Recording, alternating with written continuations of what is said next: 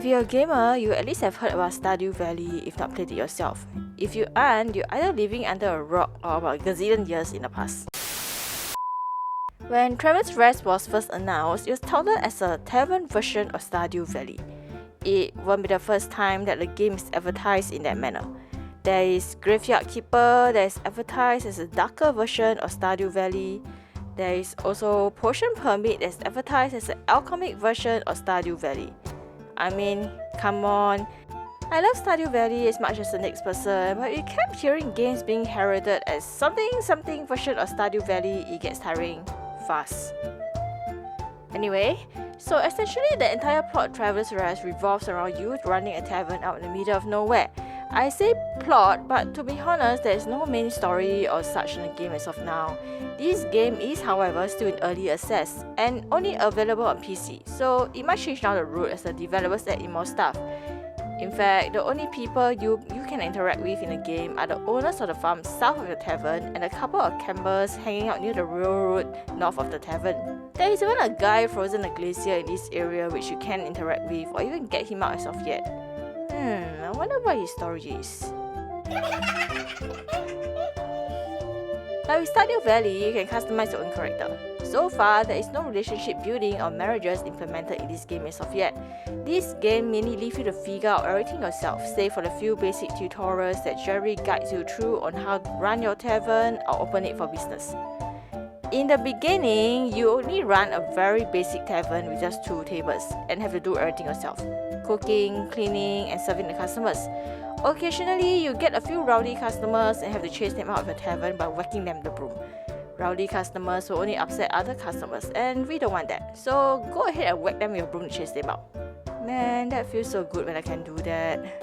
The decorations that you place in the tavern area also does affect the mood of your customers, so do keep an eye on the comfort level of the decoration items that you can craft or even buy when deciding what to put in the main dining area. Customers too do feel cold once it hits 7 PM, so you have to light up a fireplace to keep the comfort level up. I forgot one time and had an entire tavern of upset customers that caused me to lose several reputation points. Fireplaces can be lit up by using firewood or coal. I personally went for firewood, which you can get by chopping trees and turning those wood into firewood with one of the crafting stations you can build outside. Coal is a valuable resource, and once you get more crafting stations running outside, you'll find that you're going to need a lot of coal to keep it running each day. Not to mention your cooking stations too need coal, so save your coal for those stations and only use firewood for your fireplace, people. You can get coal at the coal deposits around your tavern area or even at the railroad north of your tavern. As you increase your reputation level, you can unlock more crafting stations and even the ability to expand your tavern and also the ability to build rooms that customers can stay in overnight. Those rooms are, however, unable to be built unless you get the basic items in there to warrant a room stay, such as a bed, a table, and a chair. The comfort level for those rooms too are very important and affect how much your customers pay you each night. As you expand your tavern, you'll find that you have more to do than you know what to do with, so it might please you to find out that you are able to hire people to help you to run your bar and even a cleaner to help you clean the rooms in the morning. Each employee you hire, however, costs you 10 silver coins per hour, so be sure that you're able to afford them first of all before you go hiring people. So by the time you're able to expand your tavern and add in rooms that customers can stay in overnight, you should be able to recoup the costs anyway. However, don't forget to go outside to the board once you close for the night and dismiss the bartender and the guy who cleans your tables, or you end up paying them throughout the night. I generally hire a bartender and someone to help me clean my tables and open a tavern, leaving them to it waste our work on things around outside. Your customers, however, will still get rowdy, so you still need to teach them a lesson or two with your trusty broom. So don't go too far from a tavern when you open. At some point, you also get the ability to do farming, which is where you get most of the food ingredients for the beer you brew and even the food you make. I find that I can easily recoup most of my costs for the night just by making beer that's at least 3 fruits mixed into it. You can also build a barn and 2 cooks by visiting Buzz that lives at the farm south of the tavern. He is normally outdoors working, so you shouldn't have any issue locating him.